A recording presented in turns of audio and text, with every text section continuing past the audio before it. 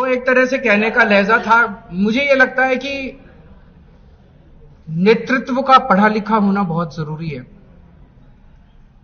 प्रधानमंत्री जी से जब एक इंटरव्यू में पूछा गया और फिर उन्होंने अपने दो मैंने भाषण भी देखे, कई बार वो कह चुके हैं कि मैं केवल स्कूल तक गया हूं, मैं केवल हाई स्कूल तक गया हूं, मैंने कॉलेज की पढ़ाई नहीं की, मैं कभी कॉलेज नहीं गया। आज एडमिनिस्ट्रेशन इतना ज्यादा कॉम्प्लिकेटेड हो चुका है कि अगर आप कम पढ़े लिखे हैं या पढ़े लिखे नहीं हैं तो आपके लिए सरकार चलाना बहुत मुश्किल हो जाता है। बहुत ऐसे ऐसे अफसर आके ऐसे आपको घुमाते हैं कि आपको पता भी नहीं चलता कहां कौन फाइलों में कहां साइन करा के ले गया, आपको पता ही नहीं चलता। जैसे नोटबंदी का निर्णय हुआ, सारे देश ने उसका खामियाजा भुगता, कितने बड़े स्तर के ऊपर रोजगार चले गए, दुकानें बंद हो गई, लोगों के घर खराब हो गए, कितने लोगों की मौत हो गई। वो नोटबंदी का निर्णय जो है, अगर कोई पढ़े लिखे प्रधानमंत्री होते कभी नोटबंदी का निर्णय नहीं लेते। पता नहीं किसने जाके उनके कान भरे, उनको समझ नहीं थी, उनको समझ नहीं आया और उन्होंने नोटबंदी का निर्णय ले लिया। उन्होंने 3 किसानों के कानून बनाए।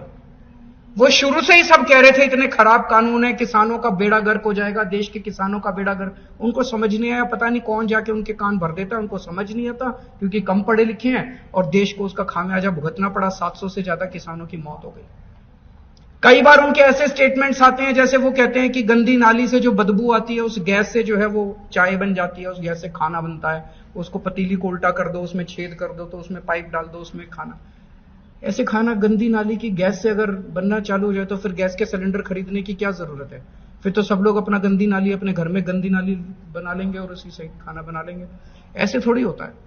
उनके कई सारे ऐसे ऐसे स्टेटमेंट आते हैं कि राडार के पीछे अगर जहाज हो तो वो बादल के पीछे तो राडार दिखाई नहीं।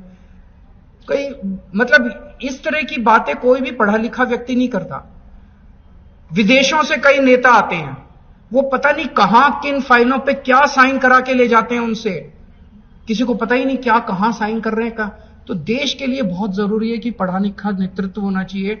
दिल्ली ने यह साबित कर दिया, हमारी सरकार पढ़े लिखे लोगों की सरकार है।